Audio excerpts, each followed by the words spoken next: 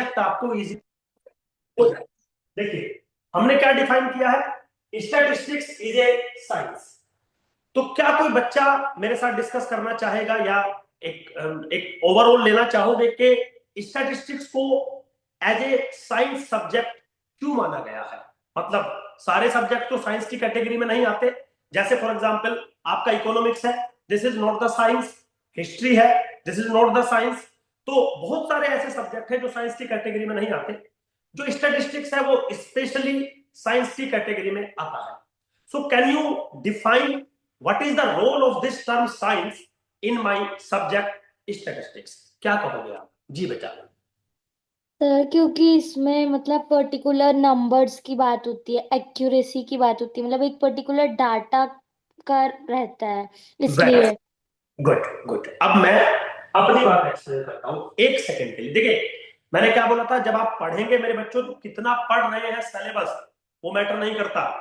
जो आपने पढ़ा है उसको कितना समझा है ये मैटर करता है। मेरा एक क्वेश्चन है आप सब लोगों से। I have data 10, 12, 14, 18, 200। एक डाटा है मेरे पास। My question is find average of this data. तो कौन बच्चा है क्लास में जो इस डाटा का एवरेज मुझे बताएगा? आप 1 मिनट का 2 मिनट का टाइम ले सकते हैं, आराम से कैलकुलेशन कर सकते हैं। मुझे कैलकुलेशन में मिस्टेक नहीं चाहिए, समझ गए ना? एरर नहीं चाहिए। आप आराम से 1 मिनट का टाइम ले लीजिए। Find the average of this data. बोलिए। बिल्कुल सिंपल है। शायद आपने ग्रेजुएशन के बहुत सारे सेमेस्टर्स में ये सारी चीजें पढ़ी होंगी। 50.8 सर। 50.8। Very good. कोई और बच्चा जो कुछ बताना चाहे कि sir 50.8 is the average of this data? किसने बोला है ये आंसर? मैं देखना भूल गया था। Ajay, very yes good. Sir. जी, 0.8। 50.8 मतलब यही आंसर है सबका। ठीक है। जैनी बेटा आपका क्या आंसर है? 50.8। Very good. अब सिर्फ मुझे आप 10 मिनट दीजिएगा और जो मैंने टर्म साइंस पे फोकस किया है उसको क्लियर करता हूं, फिर आगे चलूंगा। अब आप जितने भी बच्चे हैं सबने आंसर बोला 50.8। अगर मैं आपसे कह दूं कि आपका आंसर गलत है तो आप मुझे क्या कहेंगे? कि सुधीर सर नहीं नहीं, हमारा तो आंसर सही है, आपका गलत है। आप पता नहीं क्या दिमाग लगा रहे हो। 50.8 is the correct answer. Jenny am I right? मतलब ऐसा ही बोलोगे कि सर ठीक ही है हमारा आंसर? यस और no? Yes sir. Very good बेटा। अब मेरा एक सवाल है, तो जिस बच्चे ने यस सर बोला, अजय बेटा क्या आप आंसर को छोड़ दीजिए 1 सेकंड में, और मैं ये भी नहीं पूछ रहा हूं कि आपने आंसर कैसे निकाला, मैं कुछ नहीं पूछ रहा हूं आपसे। बस आप मुझे एवरेज का मतलब समझा दीजिए स्टैटिस्टिक्स में। मतलब जब मैंने ये आपसे पूछा कि find the average of this data, तो आपका क्या सेंस था? मतलब आप क्या समझते हैं एवरेज से इन स्टैटिस्टिक्स? क्या बोलोगे आप? Sum of observation upon number of very good. Is this meaning of the average और is this calculation of the average? calculation of it. But my question is, what is the meaning of the average? Not the calculation. What is the meaning? Jenny, clear हुआ बेटा question? मैं formula नहीं पूछ रहा हूं, Yes. Calculation नहीं पूछ रहा हूं, मैं मीनिंग पूछ रहा हूं। What is the sense of the average in statistics? जी, कोई बताएगा बच्चा? अजय बेटा करोगे ट्राई? अंकिता है, मधु है, बहुत सारे बच्चे हैं। जी बेटा।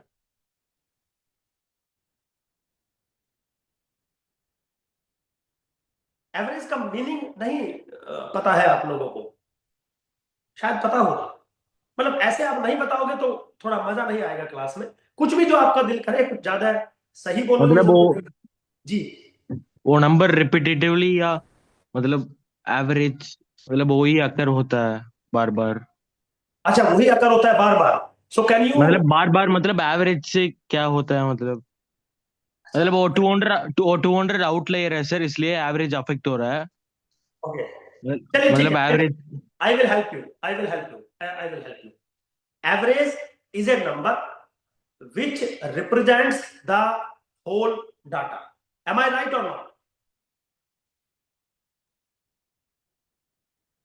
Yes. Jenny, am I right or not? Yes. Okay. Again explain. Average वो नंबर होता है जिसके आसपास मैक्सिमम ऑब्जर्वेशन होती है. Average is a number which contains maximum number of observation in their neighbourhood. Am I right और not? Yes, sir. Can you repeat, sir? Average is a number which contains maximum observation in their neighborhood. मतलब average उस number को कहते हैं जिसके आसपास data की maximum observation होती है. हाँ या ना? Yes, sir. ठीक है. अब एक बात बताइए, अगर मैं आपको यह सजेस्ट करूं कि इस डाटा का जो एवरेज है वो है 40, इस डाटा का जो एवरेज है वो है 40, तो according to the definition of average the number is 14 is correct और 50.8 इज करेक्ट. सर अगर वो आउटलेयर नहीं है तो 14 सही है. इससे कोई मतलब नहीं है आउटलेयर है या नहीं, ये मैंने नहीं पूछा आपसे. मैंने सिंपल एक डाटा दिया, मैंने पूछा find the average of this data. Is there तो 14 गलत है, आउटलायर सर. और not? I don't care. Yes. तो 14 गलत आंसर है, सर. नहीं, 14 गलत आंसर है. Yes, sir. अभी भी 50.8 आंसर है इस डाटा का एवरेज.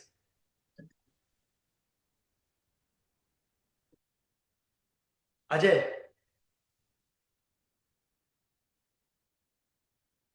हेलो बेटा, आवाज आ रही है मेरी? सर आप ही बता दो, सर. बेटा मैं बताऊंगा, लेकिन आप बात समझिए. जो टीचर पढ़ाना चाह रहा है, आप उसके फॉर्मेट में अगर नहीं आएंगे तो थोड़ा सा लिटिल बिट टीचर को भी प्रॉब्लम होगी. आप शायद एवरेज का मतलब अर्थमेटिक मीन समझ रहे हैं. Be careful. एवरेज का मतलब अर्थमेटिक मीन नहीं होता. Arithmetic mean is one of the measurement of calculation of average होता है. Be careful. सर मतलब आप ऐसा कि यहाँ पे जो 10, 12, 18 है, दे आर सराउंडेड बाय 14, मतलब यस. 40. तो एवरेज क्या बनना चाहिए? जी नहीं बेटा, आप ये बताइए, एवरेज क्या आप ये मानोगे कि एवरेज उस नंबर को कहते हैं जिसके आसपास मैक्सिमम ऑब्जर्वेशन होती है? ये करेक्ट है? ये बात ठीक है? हाँ. तो हाँ. उस बात के अकॉर्डिंग आपको ये एवरेज लग रहा है या ये एवरेज लग रहा है? पहले आप ये बताइए. 14 बन रहा है. This is my claim, this is my claim, nothing else. Yes. Sir इसमें आउटलायर है, सर इसमें ये होना चाहिए. मैंने तो ये पूछा ही नहीं आउटलायर है या नहीं है. वो तो आपको डाटा देगा. डाटा दे के आपसे ये पूछेगा इसका एवरेज बताइए. आप एक्चुअली एवरेज नहीं बता रहे हैं, आप बता रहे हैं अर्थमेटिक. अर्थमेटिक. और मैंने अर्थमेटिक मीन पूछा नहीं है आपसे, मैंने तो एवरेज पूछा है. अब मेरा एक सवाल है, अर्थमेटिक मीन और एवरेज सेम बात होती है या डिफरेंट होती है? सर जी. अगर एक क्वेश्चन में आंसर में 4 ऑप्शन है, उसमें एक ऑप्शन 50.8 है, एक ऑप्शन 14. तो आंसर इज 14. आंसर इज 14 क्योंकि यहां पे एवरेज पूछा गया है, अर्थमेटिक मीन नहीं पूछा गया है. Be careful, this is the study. आपको अगर ये डिफरेंस नहीं पता है दोनों के बीच में, तो मैं आपको डिफरेंस क्लियर करके देता हूं. तो क्या मेरा एक सवाल है अजय से, बेटा अर्थमेटिक मीन और एवरेज दोनों सेम बातें होती है या डिफरेंट होती है? डिफरेंट. तो डिफरेंट. मैंने क्या पूछा है आपसे? अर्थमेटिक मीन तो मैंने पूछा नहीं है. अब Yes, पॉइंट sir. समझिए, एग्जाम में क्वेश्चन यही आएगा और वो पूछेगा एवरेज बताइए.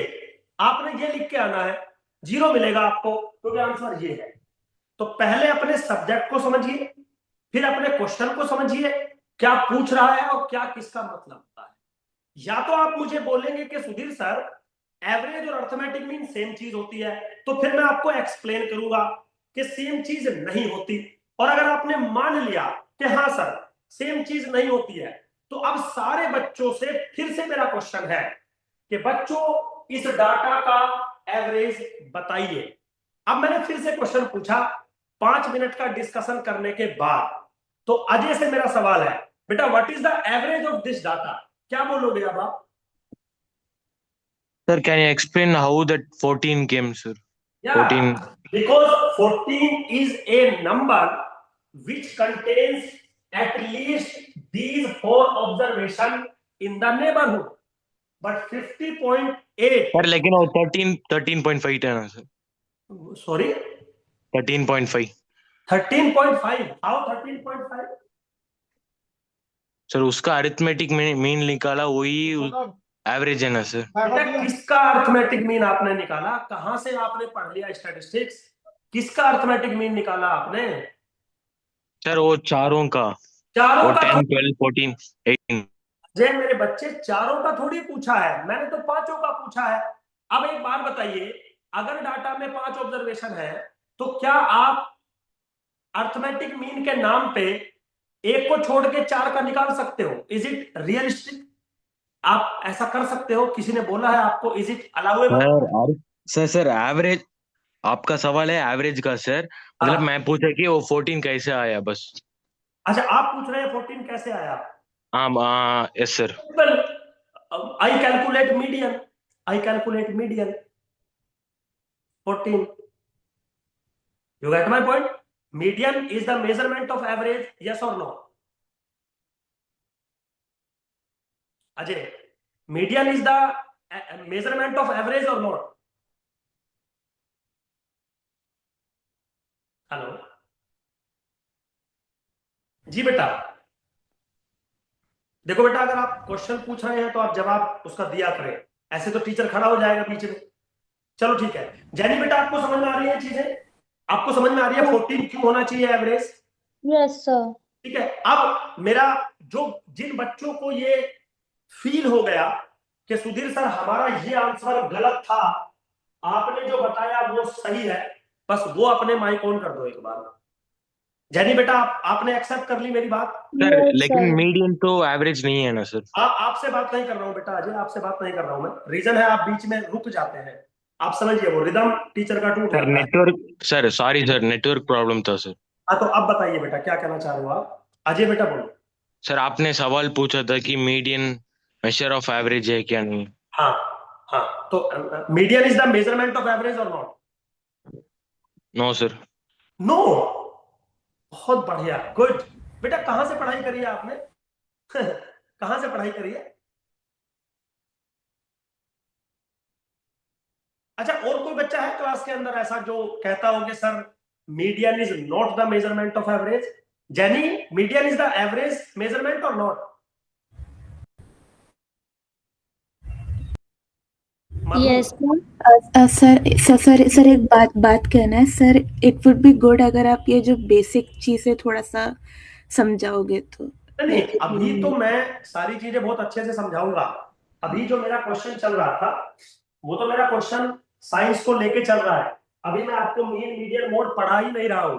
लेकिन आप या तो मुझे ये कह दीजिए कि सुधीर सर हमने कभी मीन मीडियन मोड जिंदगी में पढ़े ही नहीं है, तो पहले मैं वो पढ़ा देता हूं, फिर मैं साइंस पे आऊंगा। अदरवाइज आपने कभी जीवन में मीन मीडियन मोड पढ़े हैं तो मैं सिर्फ आपको साइंस का क्या मतलब है, क्या रोल है, वो समझा रहा हूं थ्रू सम एग्जाम्पल। मधु, क्लियर हुआ बेटा? क्लियर हुई मेरे बच्चे बात? हाँ सर, क्लियर हो गया। तो आप समझिए, मैं मीड मीडियन पोर्ट पढ़ा नहीं रहा हूं। जब मैं पढ़ाऊंगा तो प्रॉपर पढ़ाऊंगा। लेकिन अगर अजय मुझे ये बोलेगा कि Sudhir sir median is not the measurement of average, तो फिर तो भाई देखो मेरे दिमाग में डाउट जाएगा कि भाई बाबू कहां से पढ़ाई करी है, एक बार जरा प्लीज बता दीजिए। और मैं और बच्चों से भी पूछूंगा कि सबकी हालत ऐसी है या फिर सिर्फ अजय के साथ प्रॉब्लम है। तो मैंने मधु से पूछ लिया। मधु बेटा, is the median measurement of average और नॉट? जी। सर इसके बारे में मुझे डाउट है बिकॉज जहाँ तक मैं जानती हूँ median is like a middle value. Median is like a middle value और एज फार एज मिडिल, आई। वेरी गुड, और मिडिल वैल्यू को ही एवरेज कहते हैं। मिडिल अच्छा। वैल्यू को ही एवरेज कहते हैं, तो वो एवरेज मेजरमेंट है। चलिए खैर कोई बात नहीं। तो चले, और कोई बच्चा है ऐसा जो, जिसको कंफर्म हो कि sir yes median is the measurement of average? कोई बच्चा है क्लास में ऐसा? Yes sir. यस सर, 2 बच्चों ने बोला। चलिए थैंक यू वेरी मच, मतलब सारे बच्चे एक से नहीं है। तो अजय बेटा ध्यान रखिएगा, मीडियन एवरेज का मेजरमेंट होता है, और अकॉर्डिंग टू सिनेरियो हमने मीडियन ही यहां पर निकाला है। क्यों निकाला है वो हम तब डिस्कस करेंगे जब हम मीडियन पढ़ेंगे। तो मेरा जो आपके साथ डिस्कशन था वो ये था कि जो साइंस मैंने टर्म इस्तेमाल किया था ना अपने सब्जेक्ट में, उस साइंस का रोल इतना होता है कि जो भी बात हम अपने सब्जेक्ट के अंदर कहेंगे दिस इज यूनिवर्सली एक्सेप्टेड। तो सिर्फ अजय को छोड़कर जितने भी क्लास में बच्चे बैठे हैं, क्या सबने ये एक्सेप्ट कर लिया कि इस डाटा का जो एवरेज है वो 14 है? यस और नो? Yes sir. तो Yes, sir. यस, 2-3 बच्चे ने बोला अजय को छोड़कर। चलो अजय से हम क्लास के बाद में बात करेंगे, क्योंकि अजय कह रहा है कि सर मीडियन तो मेजरमेंट के नहीं होता, ये फिर डिफरेंट सिनेरियो हो गया। तो मेरा एक सवाल है, जिन बच्चों ने बोला यस सर, तो रुचि ने बोला है, जिनी ने बोला है, बेटा क्या मैंने कोई आपको जबरदस्ती अपनी बात मनवाई है या कोई प्रॉपर लॉजिक मैंने आपको दिया है? आपको क्या फील हो रहा है कि जो अभी तक आपका आंसर ये था वो 1 सेकंड में आपने इसको मान लिया? तो क्या आपने सिर्फ आंसर इसलिए 14 एक्सेप्ट कर लिया कि मैं सुधीर सर हूं, या कोई आपको लगा कि सर आपकी बात में ज्यादा नो दम है? सर, हम लोग ने आउट ऑफ मतलब जल्दी जल्दी और कह सकते हैं कि बहुत दिन से वो नहीं किया था, तो एकदम से वो हो गया था कि एवरेज को अर्थमेटिक मीन कंसिडर करके। Very good. लेकिन कुल मिला के आपने मेरी बात को मान लिया, ये यस। Very good. बस अब मैं अपने पॉइंट पे आता हूं। तो मेरे बच्चों, जो हमारे सब्जेक्ट में जो साइंस लिखा हुआ है ना, उसका यही मतलब है कि इस सब्जेक्ट के अंदर जो भी बात हम कहेंगे, जो भी रूल हम कहेंगे, आप चाहे उसको गलत बोलो चाहे मैं गलत बोलूं, लेकिन आफ्टर सम डिस्कशन हम दोनों एक ही बात बोलेंगे, this is the role of science. Science उस सब्जेक्ट को कहते हैं जिसमें जो भी बात कही जाती है वो यूनिवर्सली एक्सेप्टेड होती है। बहुत सारे सब्जेक्ट ऐसे होते हैं जिनमें कोई भी बात यूनिवर्सली एक्सेप्टेड नहीं होती। जैसे फॉर एग्जाम्पल आप इकोनॉमिक्स पढ़ते हो, बस मुझे एक बात बताइए, क्या आपने इकोनॉमिक्स में से लॉ पढ़ा है कभी? से लॉ क्या है? Supply creates its own demand. कभी पढ़ा है ऐसा आपने? Yes sir. एक दूसरा लॉ पढ़ा होगा आपने, मार्शलियन एंड फिक्सचर। वो क्या कहते हैं? वो कहते हैं कि demand creates its own supply. ये भी पढ़ा है आपने, हाँ या ना? Yes sir. अब दो बातें हैं, दो रूल हैं, और दोनों अलग अलग रूल हैं। तो अगर कोई सब्जेक्ट ऐसा है जिसमें दो अलग अलग बातें वैलिड है, वो साइंस नहीं हो सकता। तो साइंस का मतलब है स्टैटिस्टिक्स में जो भी कहा जाएगा वो एक यूनिवर्सल फैक्ट होगा, वो आप भी मानेंगे हम भी मानेंगे। अगर आपके और मेरे बीच में कोई कंट्रावर्सी है, जैसे अभी ये कंट्रावर्सी हुई थी, तो हम उसको कैसे भी करके लॉजिक से समझाएंगे। या तो आप मेरी बात मानोगे या तो मैं आपकी बात मानूंगा। This is the role of science. तो आज के बाद इस सब्जेक्ट को कुछ ऐसे पढ़ा जाएगा कि सुधीर सर जब भी कोई बात कहेंगे उसके पीछे सर के पास एक लॉजिक होगा। वो तुम्हें समझ में आए या ना आए, वो सुधीर सर का काम है उस लॉजिक को समझाना। But everything is in A scientific manner in my subject.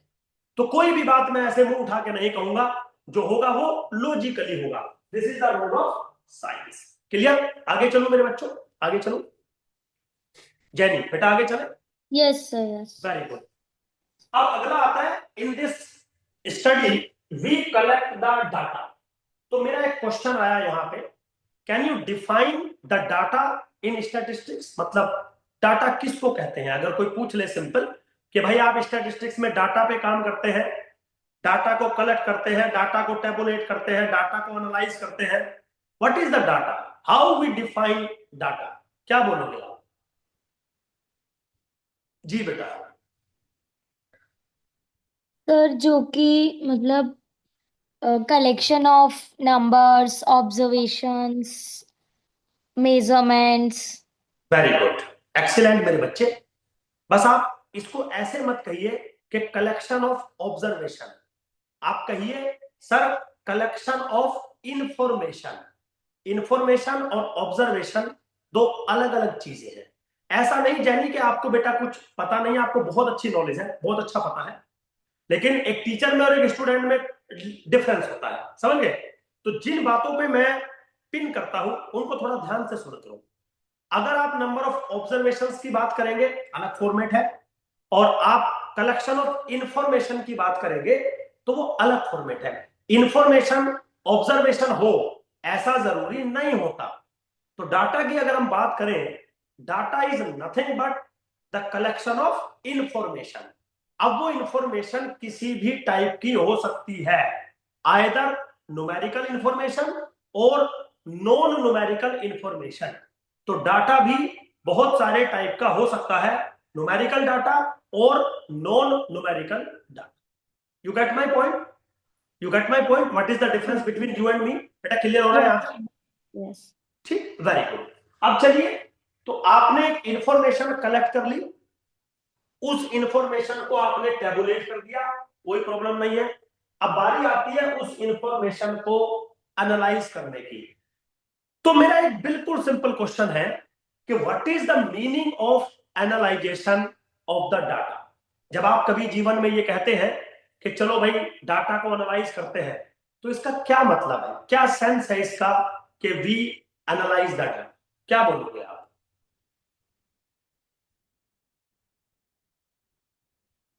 जी बेटा।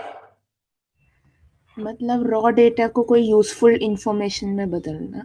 Very good. रॉ डेटा को कुछ यूजफुल इंफॉर्मेशन में बदलना is the meaning of analysation. बिल्कुल आप जो कह रहे हैं वो सही है, लेकिन अब आप मेरी बात सुनिए कि एग्जैक्टली एनालाइजेशन का मतलब क्या होता है। तो जैनी ने थोड़ा सा हिंट दिया था जब उसने डिफाइन किया था। आप देखिए, किसी भी डाटा को एनालाइज करने का जो मीनिंग होता है वो होता है कि वो जो डाटा है उससे 4 यूजफुल इंफॉर्मेशन कलेक्ट करना, 4 पैरामीट्रिक इंफॉर्मेशन कलेक्ट करना। कौन कौन सी 4 पैरामीट्रिक इंफॉर्मेशन है? सेंट्रल वैल्यू, जिसको आप एवरेज कहते हैं, डिस्पर्जन, स्क्यूनेस एंड कुर्टोसिस। अब जितने भी बच्चे बैठे हैं, अब मुझे पता नहीं है आपने स्टैटिस्टिक्स बेसिक लेवल पे कितना पढ़ा है, मैं आपको सारा पढ़ाऊंगा, लेकिन आज तो सिर्फ मैं डेमो है, आपको डेफिनेशन दे रहा हूं, तो कुछ टर्म्स मैं जरूर यूज करूंगा, जैसे सेंट्रल वैल्यू, डिस्पर्जन, स्क्यूनेस और कुर्टोसिस। तो मुझे कोई बच्चा ये बता दे कि ये चारों चीजें क्या आपने स्टैटिस्टिक्स में कभी पढ़ी है? सेंट्रल वैल्यू, चारों चीजें पढ़ी है बेटा? जैनी, चारों चीजें पढ़ी है? हाँ सर, पढ़ी है, बट ऐसे नहीं कह सकते कि याद है बहुत अच्छे से, बट हाँ पढ़ी है। याद नहीं पूछ रहा हूं, ये 4 हाँ पढ़ी पढ़ी, पढ़ी है, पढ़ी अब मेरा है। अगला एक सवाल है, इसके अलावा, इन चारों के अलावा आपने कुछ स्टैटिस्टिक्स में डाटा को एनालाइज करने के लिए कुछ और किया है आज तक? शायद नहीं किया होगा कुछ भी, क्योंकि होता ही नहीं, सिर्फ ये 4 चीजें होती है। आपके पास कभी भी डाटा अगर अवेलेबल होगा, वो तो आप चिंता ना करो बेटा जैनी, वो तो मैं पढ़ाऊंगा ना जब आपको, तो मैं बिल्कुल बेसिक लेके चलूंगा। अभी तो ये सिर्फ डेमो क्लासेस चल रही है, अभी तो मैं चीजों को डिफाइन करूंगा। अभी 5 मिनट बाद मैं आपको पढ़ाना शुरू करूंगा एक्चुअली में स्टैटिस्टिक्स। लेकिन सबसे पहले आपको ये डिफाइन कर दिया जाए कि व्हाट इज द स्टैटिस्टिक्स, आप करना क्या चाहते हैं। तो जब आप कभी ये कहते हैं कि वी एनालाइज द डाटा, तो इसका मतलब होता है कि मैं उस डाटा के लिए 4 बातें कैलकुलेट करना चाहूंगा: central value, dispersion, skewness and kurtosis. So my whole subject is nothing but analyzation of the data, but this analyzation is scientifically.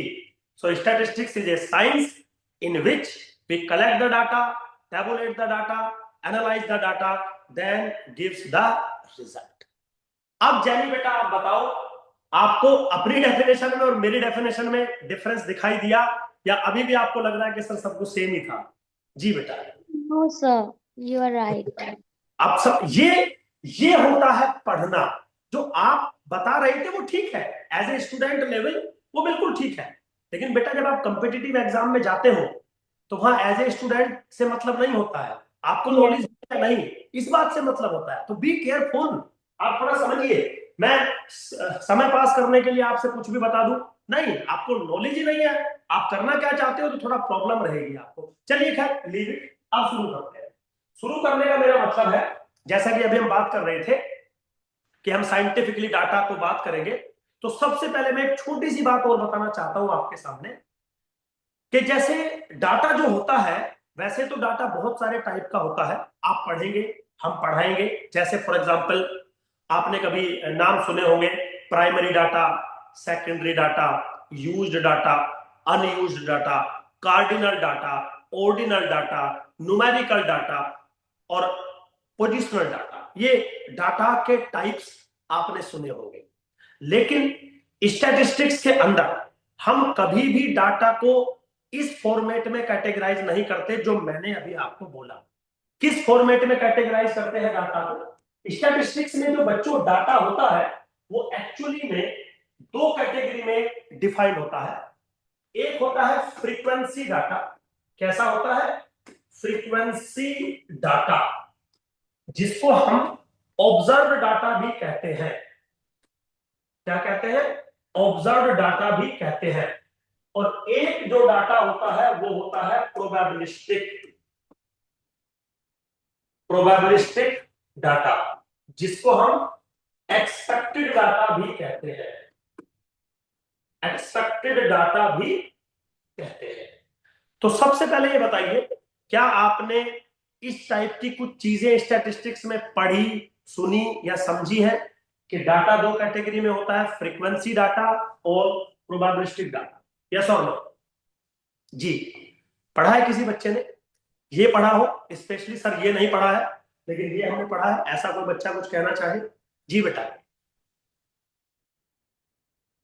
चलिए कोई बात नहीं, अब मैं समझा देता हूं। ये दोनों टाइप के डाटा आपने पढ़े होंगे। फ्रीक्वेंसी डाटा शायद आपने पढ़ा होगा, एक वेरिएबल होता है xi और एक वेरिएबल होता है फ्रीक्वेंसी fi। शायद आपने ऐसा पढ़ा होगा, x1 dot dot to xn, f1 f2 dot dot fn। अब बोलो हाँ या ना? जी बेटा, जैनी बोलो बेटा, पढ़ा है यस ऐसा? सर। पढ़ा है? Yes sir. ये फ्रीक्वेंसी डाटा होता है, इसको हम ऑब्जर्व्ड डाटा कहते हैं। ऑब्जर्व्ड डाटा का मतलब होता है कि इस डाटा की जो न्यूमेरिकल इंफॉर्मेशन है वो कंप्लीटली एग्जैक्टली मैंने ऑब्जर्व कर रखी है और मेरे पास ऑब्जर्व फॉर्मेट में वो डाटा अवेलेबल है। That's why this is called observed data. दूसरा होता है प्रोबेबिलिस्टिक डाटा। तो मेरा एक सवाल है, क्या कभी प्रोबेबिलिस्टिक डाटा पढ़ा है आपने स्टैटिस्टिक्स में? हाँ या ना? शायद पढ़ा होगा, बस आपको पता नहीं है कि आपने पढ़ा क्या है। मुझे जो लग रहा है, तो ऐसा तो है नहीं कि आपने प्रोबेबिलिस्टिक डाटा नहीं पढ़े हैं। अभी पढ़ाऊंगा आपको, एक सेकंड में याद आ जाएगा, यस सर ये तो हमने पढ़ा है, लेकिन आपको ये नहीं पता है कि आपने पढ़ा क्या है।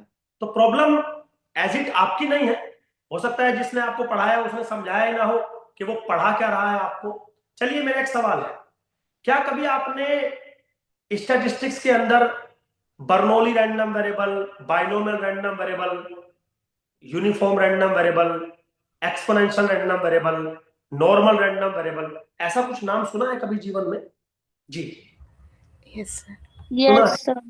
सुना है, ठीक है। अब मैं समझाता हूं आपको प्रोबेबिलिस्टिक डाटा कैसे होते हैं और क्या होते हैं, और आपने कैसे, मैं बोल रहा हूं कि पढ़े होंगे आप। देखिए, सपोज मेरे पास एक डाइस है और मैं उसको थ्रो करूं और मैं उस डाइस के थ्रू एक वेरिएबल डिफाइन करूं जिसको आप रैंडम वेरिएबल के नाम से जानते हैं, और मैं वेरिएबल वो ऐसे डिफाइन करूं कि जो भी डाइस के अपर फेस पे आएगा, this is the value of my variable. तो क्या आप ये कहेंगे कि x is a random variable and this will take value 1 2 3 4 5 6? हाँ या ना? Is it correct? जी बेटा। Yes sir. Very good. फिर आप ये भी मुझे कहेंगे कि सुधीर सर, 1 आने की प्रोबेबिलिटी 1/6, 2 आने की प्रोबेबिलिटी 1/6, 3 आने की प्रोबेबिलिटी 1/6, 4 आने की प्रोबेबिलिटी 1/6, 5 आने की प्रोबेबिलिटी 1/6 और 6 आने की प्रोबेबिलिटी भी 1/6। कहेंगे आप ऐसा? यस और नो? क्लियर? Yes sir. अब मेरे बच्चों, this is nothing but the probabilistic data. तो Bernoulli random variable, binomial random variable, Poisson random variable, जितने भी रैंडम वेरिएबल आपने पढ़े हैं उनमें दो चीजें आपने पढ़ी होंगी, रैंडम वेरिएबल की वैल्यू और उनके कोरस्पॉन्डिंग प्रोबेबिलिटीज, या प्रोबेबिलिटी मास फंक्शन या प्रोबेबिलिटी डेंसिटी फंक्शन।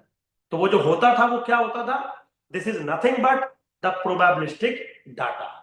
तो in statistics we analyse this data और दिस डाटा, डजंट मैटर, ये बात की बात है। लेकिन आज की जो क्लास है की शुरुआत है, पहले आपको ये पता होना चाहिए कि एनालाइजेशन का मतलब क्या है। Central value, dispersion, skewness, कुर्टोसिस analyse करेंगे किसको, डाटा को। करेंगे कैसे, साइंटिफिकली। तो पहले आप डाटा बताइए क्या होता है। डाटा बता दिया, कलेक्शन ऑफ इंफॉर्मेशन। लेकिन कलेक्शन ऑफ इंफॉर्मेशन दो टाइप की होती है, एक वो जो ऑब्जर्व है और एक वो जो एक्सपेक्टेड है, अनुमानित। मतलब मुझे एग्जैक्ट नहीं पता है यहां पे क्या होने वाला है, बट मेरा अनुमान है कि 1 आने की प्रोबेबिलिटी भी 1/6 है, 2 आने की प्रोबेबिलिटी भी 1/6 है, अप टू सो ऑन। लेकिन एग्जैक्टली 6 में से एक बार ही 1 आएगा ऐसा जरूरी नहीं है।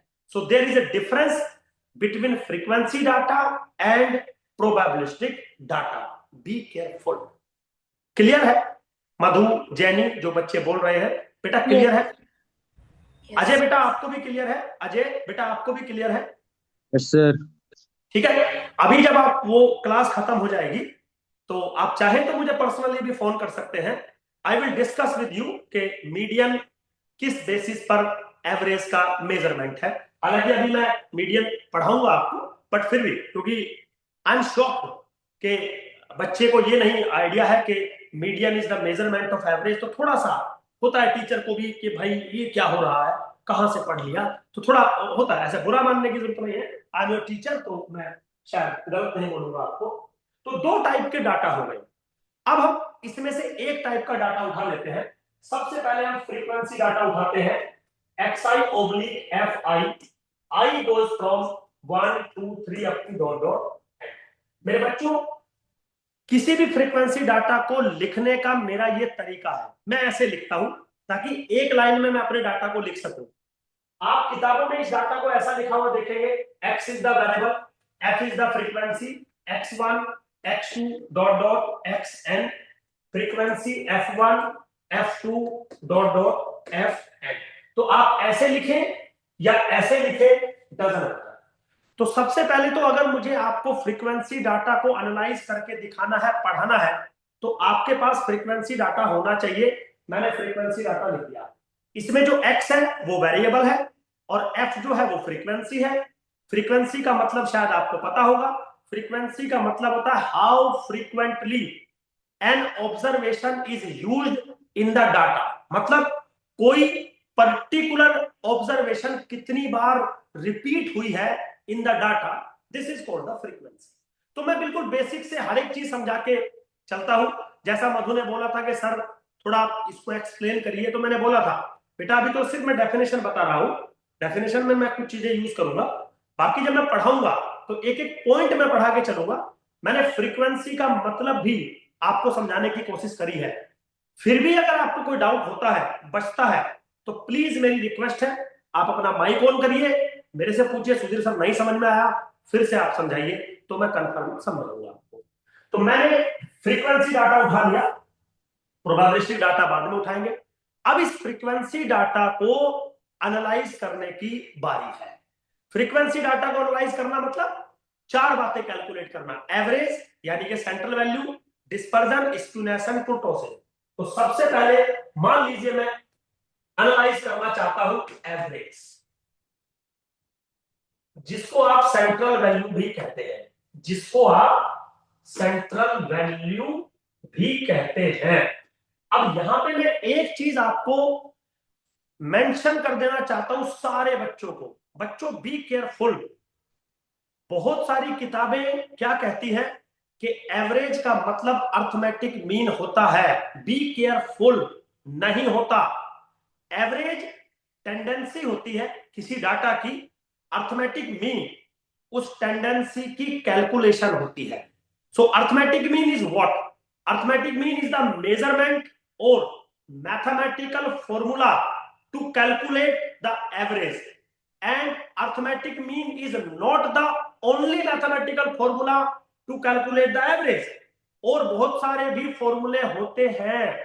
तो जैसे ही मैंने पूछा एवरेज, तुरंत आप अर्थमेटिक मीन नहीं निकालेंगे, पहले डाटा को देखेंगे कि डाटा किस टाइप का है, किस कैटेगरी का है, और तब डिसीजन लेंगे कि एवरेज अर्थमेटिक मीन से बेटर रहेगा, ज्योमेट्रिक मीन से बेटर रहेगा, मीडियन से बेटर रहेगा, या किस से बेटर रहेगा। जैनी, मधु, अजय, तीनों बच्चे जो मेरे साथ बात कर रहे हैं, बाकी बच्चे भी सुन ले। बेटा बात क्लियर हुई आपको? क्या गलती करी है आपने सुबह? गलती समझ में आई आपको? Yes yes sir. Very good. आप समझिए, बाकी बच्चे भी हैं, सबका नाम नहीं ले रहा हूं, लेकिन जो बच्चे मेरे साथ क्लास में कम्युनिकेट करते हैं मैं उनका नाम ले लेता हूं, तो ऐसा बुरा नहीं मानना, और भी बहुत सारे बच्चे हैं। तो आप पहले कॉन्सेप्ट को समझिए, क्वेश्चन 1 सेकंड में हो जाएगा अगर आपको कॉन्सेप्ट का नॉलेज है तो सबसे पहले डाटा को एनालाइज करने के नाम पे हमने एवरेज को डिफाइन करना चाहा, सेंट्रल वैल्यू इसको कहते हैं। अब जब भी आप जीवन में कोई चीज पढ़ेंगे तो सबसे पहले आपको एक बात बता दूं मैं, सबसे पहले उसका फॉर्मूला नहीं आता कि आप इसको कैलकुलेट कैसे करेंगे, नहीं, पहले आता है कि जो आप पढ़ना चाहते हो उसका मतलब क्या है, उसका मीनिंग क्या है। उसके बाद आता है कि जिसका ये मतलब है आप उसको फाइंड कैसे करोगे, आप उसको कैलकुलेट कैसे करोगे। तो फर्स्ट ऑफ ऑल जब हम एवरेज की बात करेंगे तो आपको तो मतलब पता होना चाहिए ना भाई।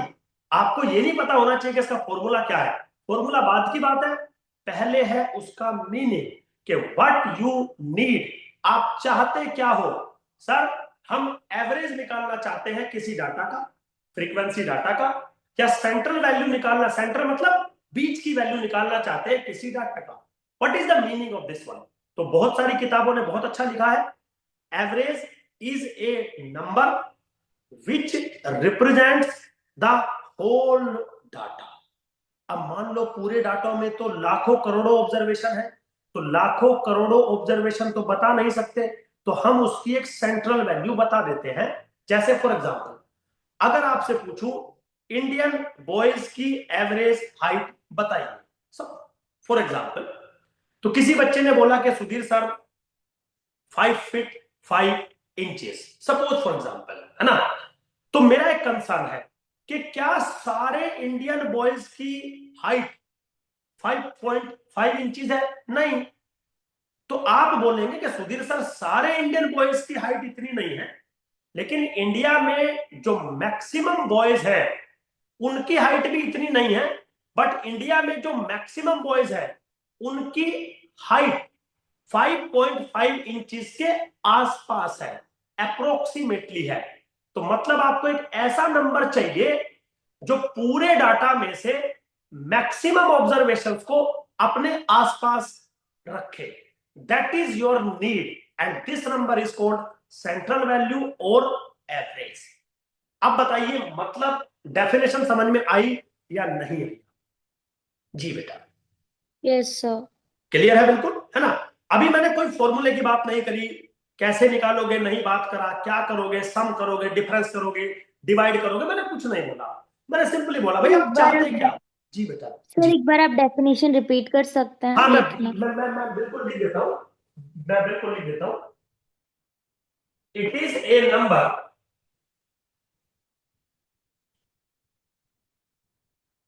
which represents the whole data,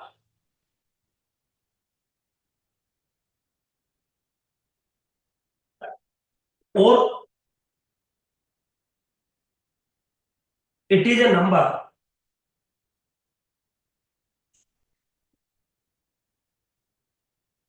which contains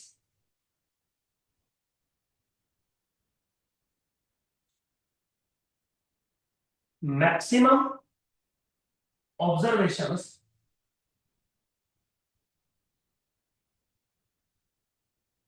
in their neighborhood।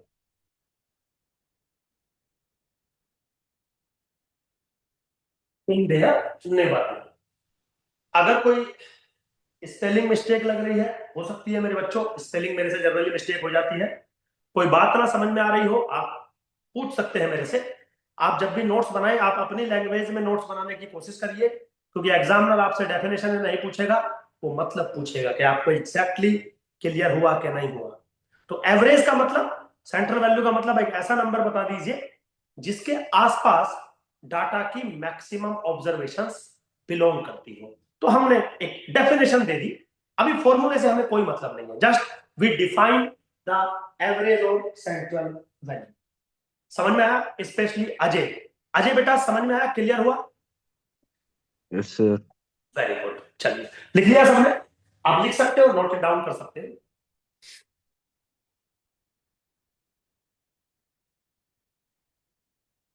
जैनी बेटा लिख लिया? Yes sir. Very good. अब थोड़ा आगे चलते हैं। अब क्या हुआ, एवरेज हमने डिफाइन कर दिया। अब सवाल ये आता है कि सर जो आपने एवरेज हमें डिफाइन करके दिया, how to find it, how to calculate it scientifically.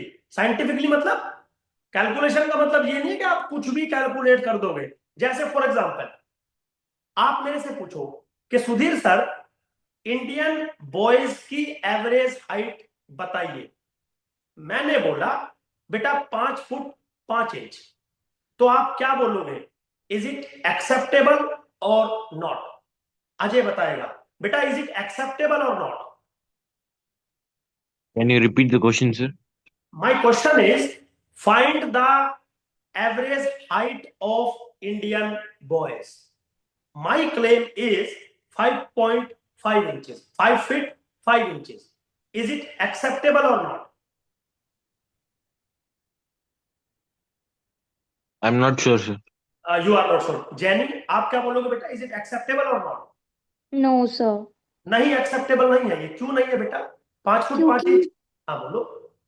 क्यों मतलब अभी आप जस्ट क्लेम कर रहे हैं विदाउट एनी डाटा, मतलब वेरी गुड, एक्सीलेंट मेरे बच्चे, क्योंकि सर आप अभी सिर्फ एक नंबर मुझे दे रहे हैं।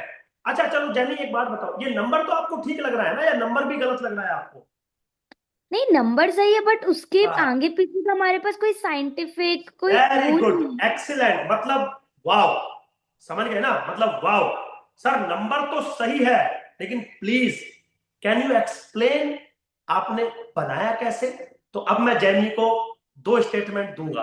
पहला स्टेटमेंट है बेटा कि मेरा एक छोटा भाई है, उसकी हाइट है 5 फुट 5 इंच, उसके हिसाब से मैंने बोल दिया कि इंडिया बॉयज की एवरेज हाइट 5 फुट 5 इंच। अब my question is to Jenny, is it acceptable और not? So according to, I'm not sure, but according to me, this is also not acceptable because आप just एक को लेके बोल रहे हैं। ऑब्वियसली ऑब्वियसली, चलो ठीक है, दूसरा स्टेटमेंट जैनी बेटा देखो, मैं दिल्ली में रहता हूं, और दिल्ली में एक कॉलेज है रामजस कॉलेज। तो रामजस Yes, कॉलेज को एड कॉलेज है सपोज फॉर एग्जांपल, और मैंने yes, रैंडमली उसमें से 200 स्टूडेंट्स को सेलेक्ट किया, रैंडमली 200 स्टूडेंट्स को सेलेक्ट किया, और मैंने उनकी हाइट को मेजर किया 200 स्टूडेंट की, और उनकी हाँ, हाइट को ऐड करके डिवाइडेड बाय 200 कर दिया, और जो नंबर आया वो आया 5 foot 5 inch. Now is this acceptable और not? this is acceptable. Very good, now this is the science, now this is the Yes, science. इसका yes, मतलब स्टैटिस्टिक्स में सिर्फ नंबर करेक्ट होने से एक्सेप्टेबिलिटी नहीं आती, उसके पीछे जो फॉर्मुलेशन है वो भी एक्सेप्टेबल होनी चाहिए। तो ये रोल था साइंस का, जिसको जैनी मिस कर रही थी सुबह सुबह, अब मिस नहीं करोगे, क्योंकि ये सर बिल्कुल ठीक कह रहे हो आप। देखिए नंबर तो पहले भी 5 फुट 5 इंच था, नंबर तो अभी भी 5.5 है, लेकिन पहले एक्सेप्ट नहीं था, अब एक्सेप्ट है। लेकिन पहले एक्सेप्ट नहीं था किसी को भी, मुझे भी नहीं था, मैंने तो सिर्फ बताया ही तो था। अब मुझे भी एक्सेप्टेड है, और सबको एक्सेप्टेड है, चाहे वो मधु हो, अंकिता हो, अजय हो, रोशनी हो, कोई भी हो, अब वो सबको एक्सेप्टेड है। You get my point? Clear हुआ यहां तक एवरेज का मतलब एक एग्जांपल के थ्रू? क्लियर? चलिए yes, sir. अब बारी आती है कि सुधीर सर आप एवरेज को फाइंड कैसे करोगे? मैथमेटिकली क्या आपने लॉजिक लगाया? क्यों आपने लॉजिक लगाया कि आप mathematically how you find it? चलिए कोई बात नहीं। तो मैथमेटिशियन ने हमें उसके दो तरीके बताए कि अगर आपको एवरेज फाइंड करना है तो एवरेज फाइंड करने की दो टेक्निक होती है हमारे पास। एक होती है न्यूमेरिकल एवरेज, न्यूमेरिकल एवरेज, और एक होती है पोजिशनल एवरेज, पोजिशनल एवरेज। दो टेक्निक से आप एवरेज कैलकुलेट कर सकते हो। अब मतलब से मतलब नहीं रहा, अब मतलब खत्म हो गया। एवरेज का क्या मतलब है? अब तो बारी आती है सर कैलकुलेट कैसे करोगे, क्योंकि आपको एक नंबर देना होगा। तो हमने बोला कि स्टैटिस्टिक्स के अंदर एवरेज दो टेक्निक से कैलकुलेट होता है, एक है न्यूमेरिकल एवरेज और एक है पोजिशनल एवरेज। न्यूमेरिकल एवरेज में तीन फॉर्मुलेशन आते हैं, एक अर्थमेटिक मीन, दूसरा ज्योमेट्रिक मीन, और तीसरा हार्मोनिक मीन। जो पोजिशनल है उसमें दो आते हैं, एक सर मीडियन। एक सेकेंड, जो थर्ड वाला बोला वो रिपीट कर दीजिए, ज्योमेट्रिक के बाद। मैं सारे रिपीट करूंगा। Arithmetic mean, geometric mean, harmonic mean, harmonic. Median और मोड। लिख लिया? चार्ट बना लीजिए अपना, बिल्कुल सिंपल। पता है सीयूईटी का अगर आप एग्जाम देंगे, जैसे आप आईआईटी भी एग्जाम देंगे, सीयूईटी भी देंगे, आईएसआई भी देंगे, बहुत सारे एग्जाम देंगे, सीयूईटी में ये क्वेश्चन जो बोर्ड पे लिखा है वो आ चुका है। क्वेश्चन पढ़ूं, एक बार रिपीट करूं आपके सामने। क्वेश्चन ये था, which of the following is positional measurement of average? चार ऑप्शन थे, arithmetic mean, geometric mean, harmonic mean और मीडियन। आंसर क्या होना चाहिए आपके अकॉर्डिंग? मीडियन होगा ना? सामने लिखा है, सामने लिखा है। अब सवाल ये उठ सकता है कि सुधीर सर ये तीनों न्यूमेरिकल एवरेज क्यों है और ये दोनों पोजिशनल एवरेज क्यों है? ये भी सवाल उठ सकता है। तो अगर हम बहुत डेप्थ में पढ़ेंगे तो हम ये भी डिस्कस कर सकते हैं कि why these three are numerical category, why these two are positional category. बिल्कुल सवाल उठेगा, लेकिन उतना डेप्थ में अगर आप नहीं भी जाना चाहते तो आपको याद होना चाहिए कि which is the positional measurement of average and which are the numerical measurement of average. सब बात समझ में आई बेटा? यहां तक मेरे बच्चों क्लियर हुआ जी? हाँ जी बेटा, क्लियर हुआ यहां तक? Yes sir. चलिए, अब मेरा एक सवाल है आपसे जो शायद अच्छा बच्चा वो जो हम ये बात कर रहे थे ना कि जो मैंने पहला क्वेश्चन आपके साथ दिया था, डिस्कस किया था, जिसमें आपने 50.8 बोला था और मैंने 14 बोला था। फिर किसी ने मेरे से बोला था कि सुधीर सर हम 14 को क्यों माने कि एवरेज है, या फिर हम एक काम कर लेते हैं 200 को हटा देते हैं और जो बचा है उसका एवरेज निकाल देते हैं। क्योंकि आपको किसी ने पढ़ा दिया होगा ट्रंकेटेड मीन, तो मैंने तो ट्रंकेटेड मीन आपसे पूछा नहीं है, मैंने तो एवरेज पूछा है। बट आपने क्या किया कि आउटलायर है तो उसको हटा दीजिए। मेरा एक सवाल था, इज इट पॉसिबल कि आउटलायर है तो उसे हटा दीजिए? क्या आप अपनी मर्जी से डाटा को एनालाइज करते टाइम कम या ज्यादा कर सकते हैं? अपनी मर्जी से आप ऑब्जर्वेशंस को हटा सकते हैं? Is trimmed it? बीन, जी बेटा। Trimmed been. हाँ, ट्रिम्ड भी ना, तो ट्रिम्ड तो मैंने पूछा नहीं आपसे, तो आप पता नहीं, पॉसिबल नहीं, आप थोड़ा दिमाग Yes, लगाइए। sir. Yes, sir. Median is correct, sir. Median is the primary for the primary solution for the बात the करेंगे, बात करेंगे। तो अजय अगर आप क्लास में हैं, आपने शायद वो अपना नाम चेंज कर दिया, तो अब आपको क्लियर हुआ? अब आपको पूरा फॉर्मेट क्लियर हुआ, क्या था, कैसे था, क्यों आपने गलती करी, क्यों मैंने आपको पढ़ाया? Is this scientifically accepted, yes और no? Yes, sir. Correct, sir. But I very am good. asking, trimmed mean can also be correct. No, sir. I am no, asking. No, there is no trimmed mean, be careful, there is no trimmed mean. Trimmed mean तो average का measurement होता ही नहीं है। किसने बोला आपको कि ट्रिम्ड मीन एवरेज का मेजरमेंट होता है? Sir, जब अगर आउटलायर है तो अगर नो आउटलायर नो नो, जब मैं आपको बोलूंगा कि find the trimmed mean with 10%, तब आप ट्रिम्ड करेंगे, अदरवाइज ट्रिम्ड करने की कोई जरूरत नहीं है। आप पहले सवाल समझिए, मैंने कहीं नहीं लिखा ट्रिम्ड मीन, नो, होता ही नहीं है।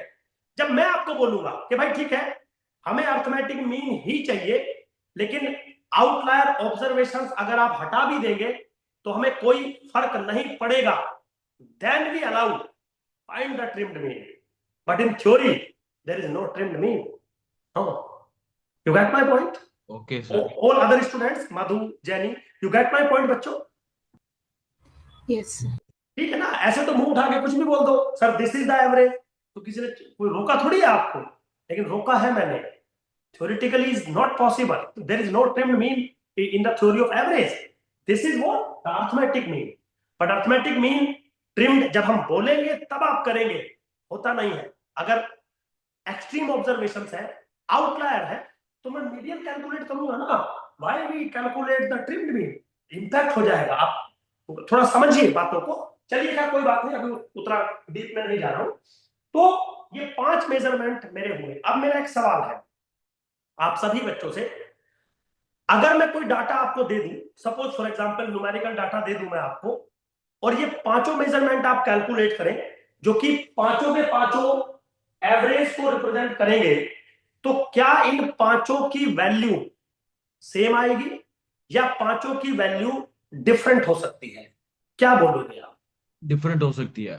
तो क्या आप पांचों को एवरेज मानोगे या कुछ और दिमाग लगाना पड़ेगा आपको? उस डेटा को देखना है सर, कौन सा मेथड सही होगा।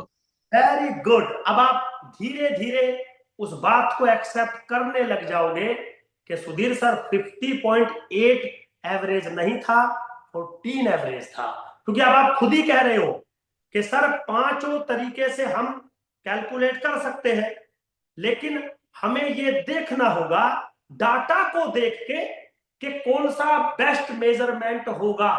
क्या हमेशा arithmetic mean he best measurement होता है एवरेज का? शायद Okay. नहीं। वही एग्जांपल लिया था, तो डाटा आपको खुद बताएगा। अब डाटा नहीं बताएगा आपको, आपको बताएंगे सुधीर सर कि बेटा अगर डाटा ऐसा है तो ये यूज करना है, डाटा ऐसा है तो ये यूज करना है। फिर आपको एग्जाम में ये देखना पड़ेगा कि डाटा किस टाइप का है, तो सुधीर सर ने आपको क्या बोला। You get my point? बेटा क्लियर हुआ सब बच्चे? मधु बेटा क्लियर है? जीनी क्लियर है सब कुछ? Yes sir, yes sir. तो सबसे जो बड़ा सवाल आया वो ये आया कि सुधीर सर 5 तरीके से एवरेज निकल सकता है, तो पांचों में आपको ये जज करना पड़ेगा, डिसाइड करना पड़ेगा कि which measurement we use to calculate the average. वैसे तो सारे ही एवरेज के मेजरमेंट है, लेकिन पांचों तो आप ले नहीं सकते, लेना आपको एक पड़ेगा। Who is the best? और यू नेवर से कि arithmetic mean is always best, geometric mean is always best, median is always best. No, be careful, वो डाटा को देख के बताना पड़ेगा। अब वो डाटा को देख के आप कैसे बताओगे, आगे चलते हैं। तो यहां तक अगर किसी बच्चे का कोई डाउट है, क्योंकि लगभग मुझे 1 घंटा हो गया आपको पढ़ाते पढ़ाते, और मेरे अकॉर्डिंग बहुत अच्छी क्लास चल रही है, क्योंकि मुझे सिर्फ एक ही बात चाहिए क्लास में कि बच्चे मेरे साथ डिस्कशन कर रहे हो। खाली बस बैठ के सुधीर सर आप पढ़ाई और हम सुन रहे हैं, तो मजा नहीं आता है। वो अजय ने देख भी लिया होगा कि अगर डिस्कशन हुआ तभी चीजें क्लियर हुई, डिस्कशन नहीं होता तो चीजें कभी क्लियर नहीं होती, आपको कंफर्म गारंटी दे रहा हूं। तो आगे चलो बेटा, यहां तक डाउट है किसी का? कोई कुछ पूछना चाहता है मेरे से? जी, all clear? Yes. Very good. अब हम 1 बाय 1 सारी चीजें पढ़ेंगे। सबसे पहले आता है अर्थमेटिक मीन। अब शुरू हुआ अर्थमेटिक मीन। तो बच्चों मैंने स्पेशली लिखा है कि बेटा अब मैं अर्थमेटिक मीन पढ़ाने जा रहा हूं, and arithmetic mean is not the average, arithmetic mean is one of the measurement of average. Arithmetic mean एक तरीका है एवरेज कैलकुलेट करने का, ऐसे और बहुत सारे तरीके हो सकते हैं, but now my question is what is arithmetic mean. तो मेरे बच्चों शायद आपने पढ़ा होगा, arithmetic mean is nothing but 1/n summation I goes from 1 to n f of I into xi, where capital N is equal to summation I goes from 1 to n f of I. सबसे पहले definition बताइए, is this definition clear? और कुछ पूछना चाहते हो, कुछ बोलना पड़ेगा मुझे, या क्लियर है सब कुछ? जी बेटा, क्लियर। ठीक है। अब दो तीन बातें आज मैं आपको एक समझाता हूं, क्योंकि जो मेरा सब्जेक्ट है उसकी शुरुआत हो रही है। अभी मुझे 4 क्लास और देनी है आपको, और अगर आप कोर्स ज्वाइन करते हैं तो फिर तो मुझे बहुत कुछ पढ़ाना पड़ेगा आपको। देखिए, जब भी आप कोई मेजरमेंट पढ़ेंगे, स्पेशली इन स्टैटिस्टिक्स, समझ गए, जब भी आप कोई मेजरमेंट पढ़ेंगे, जैसे आज आप एक अर्थमेटिक मीन पढ़ रहे हैं और बहुत सारे पढ़ेंगे, आप फ्यूचर में भी जब कोई मेजरमेंट पढ़ेंगे तो 3-4 बातों का आपको ध्यान रखना है। एक तो वो कैलकुलेट क्या करता है, जैसे arithmetic mean central value calculate करता है। दूसरा, उसका फॉर्मूला क्या है, आपके सामने मैंने फॉर्मूला लिख दिया। तीसरा ये कि ये जो अर्थमेटिक मीन है, क्या ये जो फॉर्मूला है, क्या इसकी कुछ प्रॉपर्टीज है? प्रॉपर्टीज का मतलब होता है यूनिवर्सल फैक्ट। मतलब यूनिवर्सल फैक्ट मतलब जैसे सूरज पूरब में उगता है, पश्चिम में छिपता है, बात खत्म। ये यूनिवर्सल फैक्ट है, कुछ और होना नहीं है। समझ गया बात को? तो यूनिवर्सल फैक्ट का मतलब होता है प्रॉपर्टी, हम मैथमेटिकली उसको बोलते हैं। इसका मतलब है डाटा किसी भी टाइप का हो, किसी भी फॉर्मेट का हो, कोई भी डाटा हो, जो सुधीर सर आज कहेंगे अर्थमेटिक मीन से रिलेटेड, वो एक यूनिवर्सल फैक्ट होगा। So this is property of arithmetic mean. ये डन बात है बिल्कुल जीवन की। एक तो आपको हर मेजरमेंट के कोरस्पॉन्डिंग प्रॉपर्टी पढ़नी होगी। दूसरा, दो बातें होंगी, एक होगी मेरिट ऑफ द मेजरमेंट और डीमेरिट ऑफ द मेजरमेंट। चाहे आप कोई भी मेजरमेंट पढ़े, मेरिट का मतलब होता है अच्छी बातें। अच्छी बातों का मतलब होता है कि वो जो मेजरमेंट आप पढ़ रहे हैं वो कहां कहां पर, किस किस टाइप के डाटा पर यूज हो सकता है। डीमेरिट का मतलब होता है बुरी बातें। बुरी बातें मतलब वो जो मेजरमेंट है वो कहां कहां पर यूज नहीं हो सकता। तो एक कहां कहां पर यूज होगा और एक कहां कहां पर यूज नहीं होगा, और एक उसकी प्रॉपर्टीज। तो जब भी आप स्टैटिस्टिक्स में कोई भी फॉर्मुलेशन पढ़ते हैं, ये 3 चीजें आपको जरूर समझनी पड़ेंगी। What are the properties, what are the merits, what are the demerits. Clear यहां तक? क्लियर यहां तक मेरे बच्चों? हाँ सर एक और बात, ये जो आपने फॉर्मूला बताया, ये मेनली वो डिस्क्रीट सीरीज के लिए है ना? हाँ जी बिल्कुल, अभी तो डिस्क्रीट सीरीज ही चलेगी, क्योंकि कभी भी फ्रीक्वेंसी डाटा कंटिन्यूअस होता ही नहीं है। Continuous in what sense? जैसे आपने कंटिन्यूअस डाटा पढ़े होंगे, जैसे मान लो क्लास इंटरवल वो कभी कभी दे देता है 0 to 10, 10 to 20 और 20 to 30 फॉर एग्जाम्पल, और फिर वो यहाँ पे फ्रीक्वेंसी दे देता है F1, F2, F3, और आपसे कहे अर्थमेटिक मीन निकालिए, तो कभी भी आप इस डाटा का अर्थमेटिक मीन निकाल ही नहीं सकते। पहले आप क्या करते हैं, एक्स डिफाइन करते हैं मिड वैल्यू, याद आया होगा आपको शायद, और आप इस डाटा का अर्थमेटिक मीन निकालते हैं। Be careful. तो अभी ये सब चीजें मैं पढ़ाऊंगा आपको, जब आगे चलेंगे धीरे धीरे तो सब पढ़ाऊंगा मैं। तो अर्थमेटिक मीन कभी भी कंटिन्यूअस डाटा का निकलता ही नहीं है। निकलता नहीं है मतलब उस कंटिन्यूअस डाटा को पहले आपको डिस्क्रीट में कन्वर्ट करना पड़ेगा। तो मैंने डायरेक्टली डिस्क्रीट डाटा ले लिया, x1 f1, x2 f2, xn fn। फिर जब हम फिनिश कर देंगे तो लास्ट में जाके मैं बोलूंगा कि अगर डाटा कंटिन्यूअस है तो पहले आप उसको डिस्क्रीट में कन्वर्ट करिए। मधु, क्लियर हुआ बेटा? बात क्लियर हुई? Clear sir. समझ गए? चलिए, तो अब अगर मुझे डाटा दे दिया xi/fi, या फिर according to Madhu sir continuous दे दिया, तो आपको बनाना पड़ेगा। चलो बना लिया हमने xi/fi। अब बारी आती है सबसे पहले इसकी प्रॉपर्टीज की, क्योंकि मैंने बोला 3 चीज आपको डेफिनेटली पढ़नी होगी एग्जाम के लिए। सबसे पहली प्रॉपर्टी, मैंने इतना भी आपको समझा दिया कि प्रॉपर्टी का मतलब होता है यूनिवर्सल फैक्ट।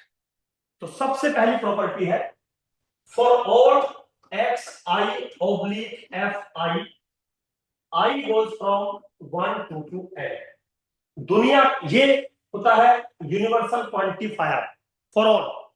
इसका मतलब होता है दुनिया का कोई भी फ्रीक्वेंसी डाटा हो, कोई भी, मुझे कोई मतलब नहीं है, दुनिया का जो मर्जी फ्रीक्वेंसी डाटा हो, अगर आप एक एक्सप्रेशन निकालते हैं i goes from 1 to n f of i x I minus x bar, then this is always 0.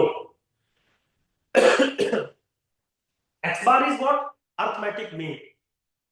This is read as sum of deviation from arithmetic mean is always 0. Difference को statistics के अंदर deviation कहते हैं।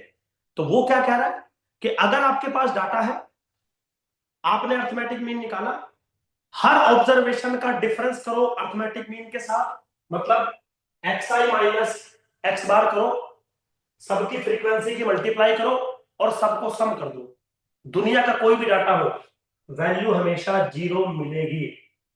तो कैसे read करेंगे इसको? Sum of the deviation from arithmetic mean is always 0। सबसे पहले ये बताइए, क्या ये प्रॉपर्टी आपने कभी जीवन में सेमेस्टर 1 में पढ़ी है, हाँ या ना? Yes sir. Very good. बाकी बच्चे जैनी, मधु, रोशनी, अंकिता, बेटा पढ़ी है ये चीजें? Yes sir, yes.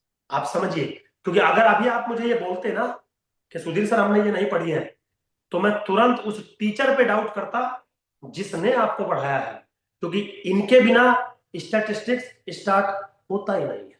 आप समझिए, तो ये प्रॉपर्टी आपने पढ़ी है। क्या कोई बच्चा ऐसा है क्लास के अंदर जो चाहता है कि मैं इस प्रॉपर्टी को प्रूफ करके दिखा दूं? क्योंकि ऑब्वियसली बात है, अगर ये प्रॉपर्टी है तो भाई इसका प्रूफ तो होगा मेरे पास जरूर। तो is there any need to prove this property, या फिर मैं अपनी बात करूं जो मुझे करनी है? बोलिए जी बेटा। मधु बेटा, नीड है प्रॉपर्टी को प्रूफ करने की, या आपने सबने पढ़ा है ये चीज? जी sir no need to prove sir. Very good, thank you. अब इस पे सवाल पे चलते हैं, क्योंकि एग्जाम में क्वेश्चन आएगा, ऑब्वियसली इसका प्रूफ तो वो पूछेगा नहीं। प्रूफ तो मैं और आप डिस्कस करेंगे कि सर नीड है या नहीं है। नीड होती मैं बता देता, नीड नहीं है आगे चलो। अब क्वेश्चन देखिए एग्जाम में कैसे आता है। क्वेश्चन देता हूं, क्वेश्चन ये था कि summation i goes from 1 to n f of i x I minus a is equal to 0. Capital A is a number. This is may or may not be arithmetic mean. Be careful. Suppose we have a data xi oblique fi, and I make a expression summation I goes from 1 to n f of I xi minus a, and I claim this is equal to 0, implies a is equal to arithmetic mean, or this version is true, or this version is true, या we can't say। सबसे पहले बताइए, ये चीजें आपको समझ में आती है मैथमेटिकली? ये चीजें आपको समझ में आती है? ABCD 4 ऑप्शन है आपके सामने, ABCD 4 ऑप्शन है आपके सामने। जी बेटा,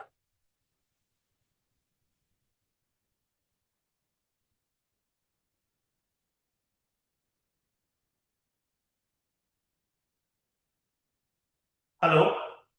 तो बेटा ये जो मैंने एरोज बनाए हैं, ये समझ में आ रहे हैं आपको? इनके इनके मीनिंग्स आपको पता होते हैं? यस जी सर। Very good. तो बताइए which of the following is true? A B C D, कौन सा ऑप्शन क्या है? सर फर्स्ट या थर्ड, वो दोनों में। नहीं बेटा, ऐसे नहीं बता सकते ना, या तो फर्स्ट या तो थर्ड, क्योंकि ऑब्जेक्टिव पेपर है ना। ABC। First sir, first. Very good. और कोई बच्चा? अब देखिए ना क्वेश्चन एग्जाम में कैसे आते हैं। आपने खाली प्रॉपर्टी पढ़ी है, प्रॉपर्टी मैंने भी पढ़ा दी, लेकिन ऐसे प्रॉपर्टी का प्रूफ थोड़ी पूछेगा आपसे, सवाल पूछेगा अपनी लैंग्वेज में, और उसके लिए आपको नॉलेज होना जरूरी है। सर एक बार सेकंड वाले का मीनिंग बताइए ना, मेरे को अब याद नहीं आ रहा। मैं बता देता हूँ बेटा। पहले वाली का मतलब है अगर मैं ये चीज लेके चलता हूं तो मैं डैम श्योर हूं कि जो ए की वैल्यू है वो कंफर्म अर्थमेटिक मीन के बराबर होगी। दूसरे वाले का मतलब है कि अगर ए की वैल्यू अर्थमेटिक मीन है तो कंफर्म ये चीज वैलिड रहेगी। तो आप अब शायद क्लियर हुआ होगा। जानी बेटा क्लियर हुआ कुछ? Yes sir. ठीक है। मधु बेटा आप कुछ बताना चाहेंगे कि क्या ऑप्शन हो सकता है? सर फर्स्ट ऑप्शन होगा। फर्स्ट ऑप्शन होगा। Very good. कोई और बच्चा कुछ कहना चाहे? आराम से, कोई जल्दबाजी नहीं है। ठीक है, मैं चलूं now. Answer is third one. Answer is third one. बेटा एक बात बताइए, ये वाला ट्रू है, ये आप सब बता रहे हैं। बाबू सेकंड वाला तो मैंने अभी प्रूफ किया था, अभी लिखा था। सेकंड वाला क्या है? अगर ए के प्लेस पे मैं एक्स बार लिख दूं तो क्या ये चीज जीरो हो जाएगी? अभी आपने एक सेकंड पहले यही लिखा था। तो सेकंड वाला तो ऑलरेडी ट्रू है। तो जब फर्स्ट वाला भी ट्रू है और सेकंड वाला भी ट्रू है तो बाई सम मैथमेटिक्स थर्ड वाला अपने आप ट्रू हो गया। सर डाउट था कि फर्स्ट मतलब डाउट था कि थर्ड भी हो सकता है, मैं आपकी बात समझ गया, लेकिन एग्जाम हॉल में बैठ के डाउट नहीं हो सकता ना। एग्जाम हॉल में डाउट नहीं हो सकता, क्लास में हो सकता है, एग्जाम हॉल में डाउट अलाउ ही नहीं है। कैसे डाउट करोगे? बाकी बच्चे जैनी, मधु, अंकिता, रोशनी, बेटा समझ में आ रहा है ये चीजें क्लियर हो रही है कुछ? हाँ सर। ठीक है। तो मुझे पता नहीं, मतलब थोड़ा सा कंफ्यूजन हो रहा है इसमें। बोलो बोलो बोलो, क्या कंफ्यूजन हो रहा है? मैं क्लियर करता हूँ उसको। बोलो। मुझे फर्स्ट वाला ही नहीं आ रहा, मतलब जैसे ए ये है तो सेकंड तो आ गया कि मतलब ए अगर एक्स बार है ठीक तो है, ये तो आपने बताया कि ये जीरो ही होगा, वो तो ठीक गुड है, लेकिन गुड। पता नहीं मेरे को फर्स्ट नहीं। जैनी बेटा you are a good student. आपको पहले वाले में प्रॉब्लम है। अगर मैं पहले वाला समझा दूं तो फिर आप मेरी बात मान लेंगे ना? हाँ हाँ। हो गया भाई। अच्छा, पहले वाले का मतलब बताओ क्या है? पहले वाले का मतलब है अगर मैं ये लेके चलूं और मैं ये शो कर दूं कि ए की वैल्यू अर्थमेटिक मीन है तो फिर काम चल जाएगा। हाँ बस ये लो फिर, एक सेकंड में यहाँ आ जाओ, कुछ नहीं करना है। मैं लेके चला summation i goes from 1 to n f of i x i minus a is equal to 0। Okay, थोड़ा सा इसको एक्सप्लेन करो। Summation i goes from 1 to n f of i x i minus a बाहर आ गया। Summation i goes from 1 to n f of i is equal to 0। यानी बेटा यहां तक क्लियर है? सिर्फ ओपन किया है मैंने। हाँ इस पूरी चीज को इक्वालिटी के इधर ले जाओ तो मैं ऐसे लिख सकता हूं। हाँ। अब एक काम करो, ए को एक तरफ रखो और इसको इधर ले जाओ। Summation i goes from 1 to n f of i x i divided by divide. Summation f of i goes from 1 to n। लिख सकता हूं? हाँ कट जाएगा। This is what arithmetic mean. So a is equal to arithmetic mean. हाँ हाँ हाँ हाँ, sorry sir, नहीं नहीं यस यस। बेटा, सॉरी की तो नीड ही नहीं है। हाँ मेरी क्लास का एक ही रूल है, आप सिर्फ कम्युनिकेशन रखिए मेरे साथ। सही गलत मुझे कोई मतलब नहीं है। आप 1000 बार एक चीज पूछिए, डांटूंगा नहीं बिल्कुल भी, और ना मैं कभी ये कहता कि तुमने क्या स्टूपिड बात पूछ ली। हाँ ये जरूर मेरा कभी कभी दिल दुख जाता है जब आप कुछ ऐसी हरकतें कर देते हो कि sir median is not the measurement of average, sir trimmed mean या truncated mean is the measurement of average. बाबू बस ये चीज ना किया करो क्लास के अंदर, ये चीजें अजय बेटा, ये चीजें दिक्कत कर जाती है थोड़ा सा। बाकी कोई टेंशन नहीं है। चलिए क्या, come to the point. Thank you sir. जी बेटा, जी बेटा। जानी कुछ कह रहे हो बेटा आप? No sir, thank you. Okay okay okay, चलिए। तो पहली प्रॉपर्टी बिल्कुल क्लियर हो गई। उस पे जिस टाइप का क्वेश्चन आता है वो भी हमने कुछ डिस्कस कर लिया कि इस फॉर्मेट का क्वेश्चन आता है एग्जाम में, स्पेशली इन सीयूईटी। तो देखो बेटा, थोड़ा सा मैं आपको यहां बता दूं क्योंकि मैं जब से पढ़ा ही रहा हूं। जो सिलेबस है आपका मैंने डिफाइन कर दिया आप लोगों के लिए। सिलेबस शायद आपको हो सकता है मेरी रिकॉर्डेड वीडियो मिल गई होगी सिलेबस को डिफाइन करने वाली, क्योंकि वो मैं क्लास में डिस्कस नहीं करता हूं, मैं अलग से रिकॉर्ड करके दे देता हूं। उसमें बच्चों की मुझे कोई नीड नहीं होती कि सवाल पूछोगे आप। तो सिलेबस इन जनरल लगभग लमसम सारी यूनिवर्सिटीज के बराबर ही होते हैं, तो हम ब्रॉड सिलेबस क्लास में पढ़ाते हैं जिसमें सारे कवर हो जाते हैं। लेकिन जो क्वेश्चन का जो पैटर्न होता है, जो क्वेश्चन का लेवल होता है, जो टफनेस होती है, वो एक्सट्रीमली डिफरेंट होती है, ये ध्यान रखना। तो सबसे लोअर लेवल पे जो एग्जाम आता है वो सीयूईटी आता है, उससे टफ लेवल पे आईआईटी आता है, और सबसे टफ लेवल पे आईएसआई आता है। तो हम बॉटम से लेकर टॉप तक जाएंगे क्वेश्चंस के लेवल को लेके, लेकिन जो थ्योरेटिकल बैकग्राउंड है वो सबका बिल्कुल सेम है, ये आप ध्यान रखिएगा। जो थ्योरेटिकल बैकग्राउंड है वो सेम है, उस पर थोड़ा सा आप ध्यान रखिएगा, वो सबके लिए सेम है। तो चलिए खैर आगे चलते। अब मेरे बच्चों मैं सेकंड प्रॉपर्टी पे आता हूं। सेकंड प्रॉपर्टी क्या है? For all x i oblique f i goes from 1 2 3 up to dot dot 10। जो सेकंड प्रॉपर्टी मैं अभी आपको पढ़ाने जा रहा हूं, मतलब ये मोस्ट इंपोर्टेंट प्रॉपर्टी है अर्थमेटिक मीन का। कंफर्म आपको आपके जब एंट्रेंस एग्जाम होंगे 2027 में, तो कहीं ना कहीं किसी ना किसी एग्जाम में, चाहे वो सीयूईटी हो, आईआईटी हो, आईएसआई हो या बाकी अदर एग्जाम, कहीं ना कहीं इस प्रॉपर्टी पे आपको क्वेश्चन जरूर मिलेगा। मैं ये नहीं कह रहा हूं कि सीयूईटी में कंफर्म मिलेगा, आईआईटी में कंफर्म मिलेगा, नहीं, किसी एक एग्जाम में तो कंफर्म आपको मिलना ही मिलना है इस प्रॉपर्टी पे क्वेश्चन। ये बेहतरीन प्रॉपर्टी है। क्या कह रही है प्रॉपर्टी? कि what ever be the data for all x i oblique f i goes from 1 to n, the expression summation i goes from 1 to n f of i x i minus a का whole square will be minimum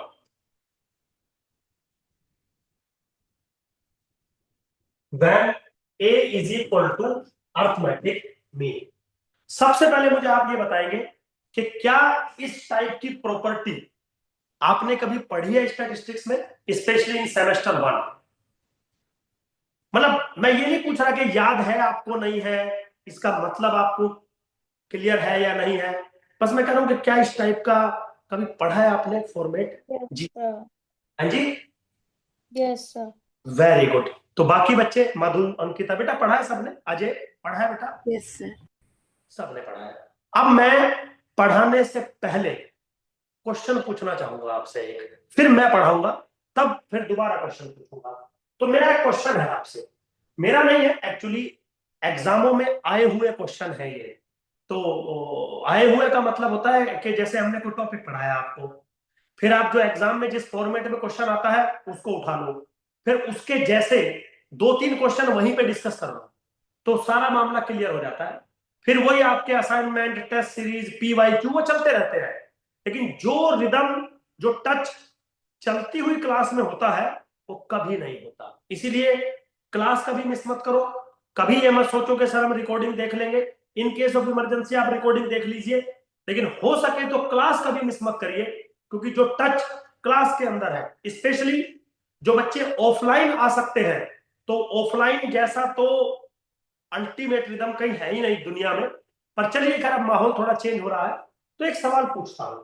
सवाल ये है कि for all data x i oblique f I, suppose I goes from 1 to n, एक बात आपके सामने लिख रहा हूं, summation i goes from 1 to n f of i x i minus x bar का होल स्क्वायर, और यहां पे लिखा है summation i goes from 1 to n f of i x i minus median का होल स्क्वायर। ठीक है, x bar arithmetic mean है और M D is the median of the data. सवाल ये है, this is true, this is true, strictly less than, greater then, और we can't से। क्वेश्चन ये है आपके सामने। तो 5 ऑप्शन दे दिए मैंने, 4 के बजाय मैंने 5 दे दिए। What ever be the data, x bar is the arithmetic mean, M D is the median, less than equal to, greater than equal to, strictly less than, strictly greater than, or equal to, which of the following is true? 1 2 3 4 5 ji.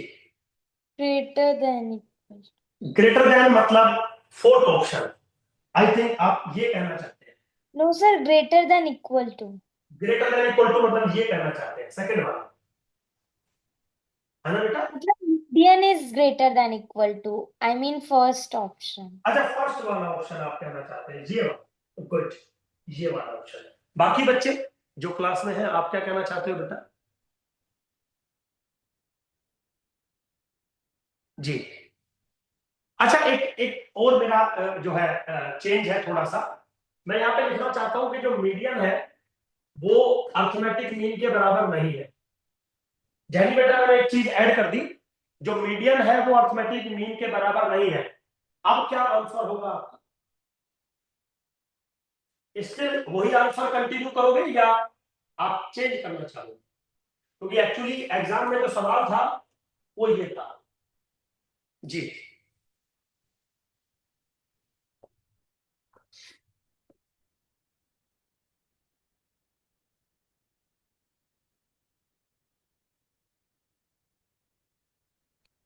Sir I think अब हम लोग मतलब कुछ कह नहीं सकते, तो I think we can't say वाला। We can't say, very good मेरे बच्चे, बट आंसर है थर्ड वाला। आंसर है थर्ड वाला। तो सबसे पहले आप आंसर सुनिए, फिर हम इस आंसर की एक्सप्लेनेशन आपके साथ डिस्कस करना चाहेंगे और फिर से हम इसी क्वेश्चन पे आएंगे। तो वो एक बार आप देख लीजिए। देख लिया बेटा? जैनी बेटा क्लियर हो गया यहाँ पे? Yes sir, yes. अब यहाँ पे आता हूं। तो ये जो आपके सामने लिखा हुआ है expression, this will be minimum when a is equal to x bar. Actually में इसका मतलब ये है, अगर आप इसको मैथमेटिकली समझे, इसका मतलब है summation i goes from 1 to n f of i x i minus x bar का whole square is always less than equal to summation i goes from 1 to n f of i x i minus a का whole square for all a belongs to real number. मतलब a चाहे कुछ भी हो, ये चीज confirm less than equal to होगी इससे। क्लियर है यहां तक? यही शायद आप कहना चाह रहे थे। जी बेटा। हाँ हाँ। अब इसमें दो बातें हैं। क्या ऐसा हो सकता है कि जो a की वैल्यू है वही अर्थमेटिक मीन के बराबर भी हो? Is it possible? यस और नो? Yes sir. तो जिस केस में a की वैल्यू x बार के बराबर हो जाएगी, तो उस केस में तो ये दोनों बराबर हो जाएंगे ना, फिर इक्वालिटी आ जाएगी बीच में। लेकिन अगर मैं ये लिख दूं कि a की वैल्यू अर्थमेटिक मीन के बराबर नहीं है, समझिए, a की वैल्यू अर्थमेटिक मीन के बराबर नहीं है, तो ये दोनों एक्सप्रेशन कभी भी इक्वल नहीं हो सकते। क्या बचेगा? इसका मतलब ग्रेटर देन। इसका मतलब बचेगा strictly greater than. Less than. Strictly, this is strictly less than. Clear हुआ थोड़ा सा कॉन्सेप्ट मेरा जो मैं आपको बताना चाह रहा हूं? जी जैनी बेटा, ये चीज क्लियर हुआ ना, एग्जाम में क्वेश्चन कैसे आता है? तो आपने मान लीजिए पढ़ रखा है, बहुत अच्छा, लेकिन बहुत से भी बहुत अच्छा आपको पढ़ना पड़ेगा। एक एक पॉइंट खाली प्रॉपर्टी कह देने से कि this will be the minimum and this one, ना काम नहीं चलेगा। इसके आगे पीछे जो वो सवाल पूछ सकता है वो भी आपको पता होने चाहिए, बस इससे ज्यादा नहीं करेगा। अब मैंने क्या किया, मैंने ए के प्लेस पे मीडियन लिख दिया और साइड में लिख दिया कि मीडियन एक्स बार के बराबर नहीं है, तो स्ट्रिक्टली लेस देन आ गया। और मैं अगर सिर्फ मीडियन लिख के छोड़ देता तो लेस देन इक्वल टू हो जाता। क्यों? क्योंकि हो सकता है मीडियन अर्थमेटिक मीन के बराबर हो। पॉइंट समझिए। अगर मैं यहीं पे सपोज फॉर एग्जांपल मैं ये ना लिखूं, सपोज फॉर एग्जांपल, और वहां मीडियन लिख दिया और वहां एक्स बार लिख दिया, तो ऐसा तो फर्स्ट वाला। वेरी गुड, बस इतना आपको मेंशन करना होता है क्वेश्चन के लिए। तो थ्योरी आप पढ़िए, उसके कोरस्पॉन्डिंग जो क्वेश्चन आपका चल रहा है उसको आप देखिए कि मैं कहना क्या आपसे चाहता हूं। समझ लीजिए भाई, इम्प्लीकेशन तो आप तभी दिख रहे हो, आपको एग्जाम में थ्योरेटिकली ये चीजें प्रूफ नहीं करनी, एग्जाम में आपको ये रिप्रेजेंट करना है कि सर जो आपने पढ़ाया ना ऐसे ऐसे, उसका प्रैक्टिकल इंप्लीकेशन हमें समझ में आता है, और इस बात का इंप्लीकेशन ये है, और क्वेश्चन जो पूछा जाएगा वो ऐसे पूछा जाएगा। बताइए, क्लियर हुआ सब बच्चों को? Yes sir. ठीक है बेटा, तो चलिए, आज पहली क्लास थी, मैं यहीं पे रोकता हूं आपकी। कुछ पूछना चाहते हो, कुछ कहना चाहते हो, कुछ बताना चाहते हो, तो आप मेरे से अभी 2 मिनट का टाइम है आपके पास, पूछ सकते हो रिगार्डिंग योर कोर्स या जो भी whatever x y z. हालांकि ये मेरा काम नहीं होता, वो समीर सर डिस्कस करते हैं। हम लोग 2 मेंबर हैं अपने इंस्टीट्यूशंस में। समीर सर जो थ्योरेटिकल इकोनॉमिक्स पढ़ाते हैं आपको, micro macro growth development Indian economy, मैं आपको मैथ्स स्टैट्स और इकोनोमेट्रिक्स वाला पोर्शन पढ़ाता हूं। I have done MA in economics from Delhi School of Economics. I have done MSc in mathematics. I have done MSc in statistics also. तो 3 subject में मैं post graduate हूँ। मतलब ठीक है, क्या डजंट मैटर, ये चीजें बताने की नहीं होती है, वो तो नॉलेज से अपने आप पता लग जाता है। तो कुछ पूछना चाहते हो तो जी मैम। 9560 वाला सर मैं अपने वाला क्यों? अच्छा ठीक है, जी जी बेटा। सर मेरे को ये पूछना है कि स्टैट्स और मैथ्स का मतलब CUET में कितना रहता है वेटेज बेटा मार्क्स? देखो, वेटेज आप मान के चलो, अगर हम देखें मैथ्स और स्टेट्स का कुल दोनों का मिला के 40%। मतलब आउट ऑफ 100 मार्क्स हाँ नहीं, 75 में से कितना रहेगा? आप परसेंटेज में बात करिए, आप परसेंटेज में बात करिए, वो कैलकुलेशन आप अपने आप ऑटोमेटिकली कर लेंगे। जितने भी एग्जाम, आउट ऑफ 100 40%। हाँ आउट ऑफ 100 40% आता है, तो 75 में से लगभग 33-34% के आसपास का आपको मिलेगा वहां पे। मैथ्स का मतलब दोनों का मिला के 40 दोनों है का या? मिला के, दोनों का मिला के, मैथ्स स्टैट्स को मिला के। ओके, और मतलब 20-20 कह सकते हैं। हाँ ऐसे ऐसे आप कह सकते हैं, 20, कभी कभी 25-15 हो जाता है, वो लिटिल बिट वेरिएशन होता है, बट उतना ज्यादा वेरिएशन नहीं हो जाता है कि 40% में 35% मैथ्स आ गया और 5% स्टैट्स आ गया, ऐसा कभी नहीं होता है। हाँ, मतलब 20-20 कह सकते हैं। हाँ लमसम उतना उतना होता है, लमसम। ओके मतलब सर। आप मान के चलो कि अगर आप आपकी मैथ्स और स्टैट्स और इको ट्रिक्स पे अच्छी पकड़ है, मतलब ऐसा करना मत, मैं सिर्फ कह रहा हूं ऐसा, तो यस सर। आप इन तीनों के बेसिस पे सिलेक्शन ले सकते हो। लेकिन ऐसा पॉसिबल नहीं है आप सारे क्वेश्चन कर दो, ऐसा पॉसिबल नहीं है, क्योंकि लगभग 40 से 45% पे मेरिट लग जाती है किसी भी एग्जाम की। तो 40 में से 40% आप यहाँ कर नहीं पाओगे ना, तो आपको कंपैरेटिवली माइक्रो मैक्रो वहां पे भी फोकस करना है। बट मैथ्स और स्टैट्स में एक अच्छी बात मुझे ये लगती है कि एग्जाम हॉल के अंदर जब इन क्वेश्चंस को आप करते हैं, तो ना तो टाइम वेस्ट होता है, और अगर आपको नॉलेज है तो एक्यूरेसी माइक्रो मैक्रो से ज्यादा रहती है, नंबर्स ज्यादा आते हैं इनमें, जो अगर आपको नॉलेज है तो। और अगर नॉलेज नहीं है तो फिर 0 आते हैं, समझ गए ना? ये थोड़ा यहाँ ऐसा ही है। अगर आपको फुल, जैसे मैंने अभी ये बताया आपको, अगर आपको वाकई में डेप्थ में नॉलेज होती तो 1 सेकंड में क्वेश्चन हो जाता और सही हो जाता। अगर आपको डेप्थ में नहीं है नॉलेज, ऐसी है कुछ ली दी टाइप, तो फिर क्वेश्चन गलत होने के चांसेस बढ़ जाते हैं। तो वो नहीं करना मैथ्स में और स्टैट्स में, वो आपको पकड़ करके चलनी है। जो भी आप सिलेबस कवर करेंगे, जो भी आप पढ़ेंगे, तो थोड़ा कॉन्सेप्ट को आप ज्यादा अच्छे से पढ़ना। ठीक है बेटा?